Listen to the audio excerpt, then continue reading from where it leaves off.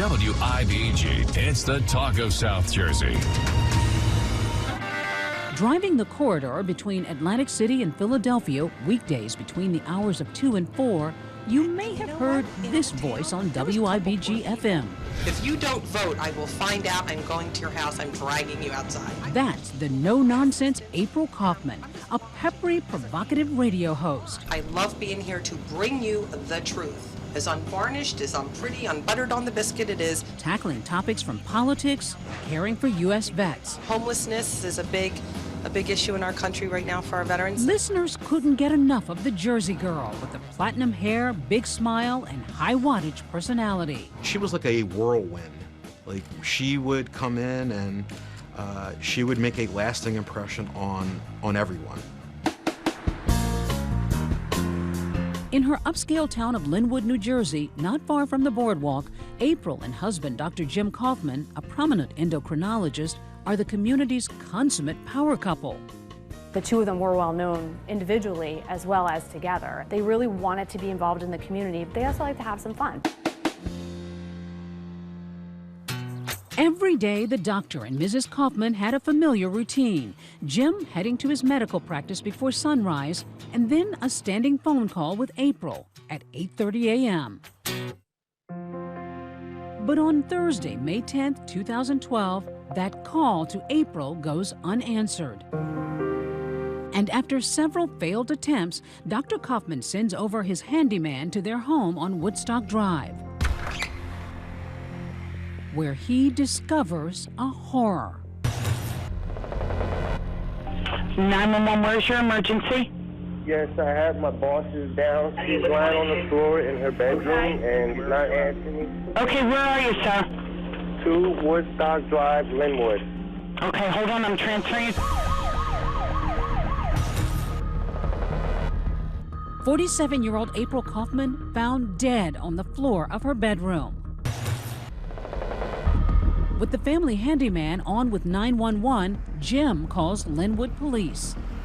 This is Dr. Kauffman. I just got called by my house person that my wife is face down on the floor. My partner's sending out the ambulance as we speak. Okay. Okay. I'm getting there as fast as I can. Detective James Scopa took me inside the home where the wealthy socialite who once lived larger than life was discovered dead, shot multiple times. She was found laying right here. Face down. Face down. As the media got there and they started to realize who it was, that's when they knew, okay, this is really a story. It was chaos. As the steady whir of helicopter blades begins swarming the sky, Jim Kauffman makes another phone call, this one to stepdaughter Kim Pack. I answer the phone and I say hello, and he's like, Kimberly? And I said yes. He's like, Mom's dead. And he just kept repeating, Mom's dead, over and over. And as I got to the front door, there was a police officer that put his hands out, and I pushed his hands away. And I go, where's my mom? Where's my mom? What is happening here? I need to see my mother. He said, we think this is a potential homicide. No one could imagine who would have shot April Kauffman. Beautiful, blonde, glamorous, and she was fun. No one had any idea what was going on behind those closed doors.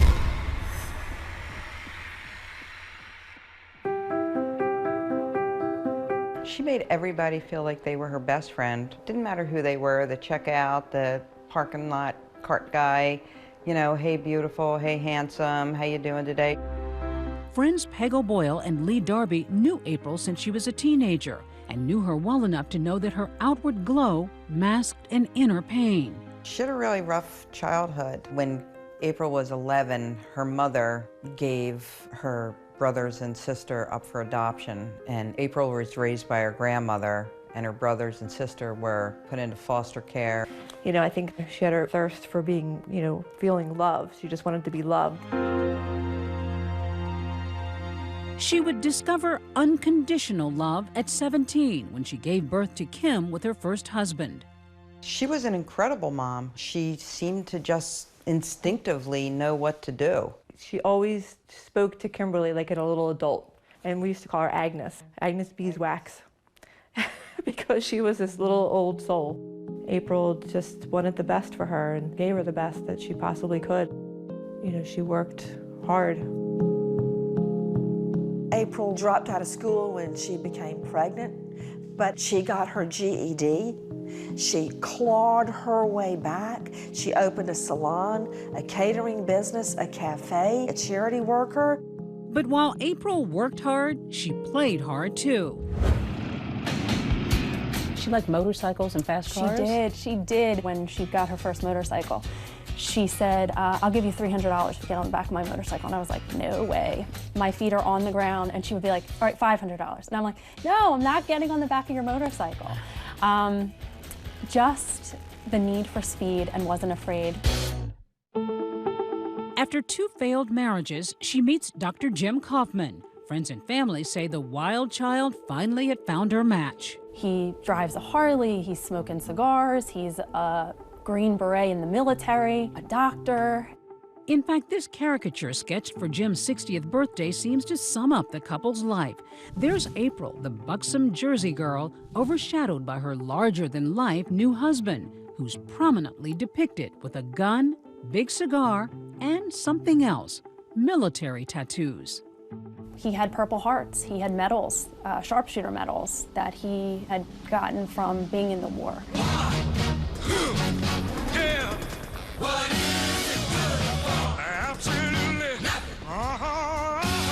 The Vietnam War, back when protest songs permeated the radio airwaves in the U.S. Jim Kauffman makes clear he distinguished himself on the battlefield. Kim was so impressed, she asked her stepdad to be the subject of a college project. He agreed to be interviewed with some conditions. There were 2 rules to this interview. 1, you can never ask my mother about anything pertaining to this interview. And 2, you have to destroy the tape when you're finished. That's a little mysterious. Yeah, but you know, I just thought out of respect, this is what he's asking. He talks about how the Viet Cong had ambushed his camp, stabbed him, but also stabbed and left all of his comrades and left them for dead. And his sole mission, he had said, was to grab these dog tags and bring these dog tags to these people's families so that they know what happened to their boys. That's an amazing story. Yes. It's no wonder April was motivated to mount a campaign, using her radio voice to demand quality health care for veterans. This was such a big issue that affected our veterans and our state, our country. So I will thank my husband for a lot of the things that I've learned over the years. April felt that veterans should be treated like rock stars. So how did this fierce and loved advocate for casualties of war become a casualty herself? Kim has an idea and approaches investigators with a shocking declaration. As I made my way out into the cul-de-sac, I look up in the air and there's all these news choppers flying up above. And I said, well, you can go right over there because that's the person that killed my mom. Hi everyone, George Stephanopoulos here. Thanks for checking out the ABC News YouTube channel. If you'd like to get more videos, show highlights, and watch live event coverage, click on the right over here to subscribe to our channel, and don't forget to download the ABC News app for breaking news alerts. Thanks for watching.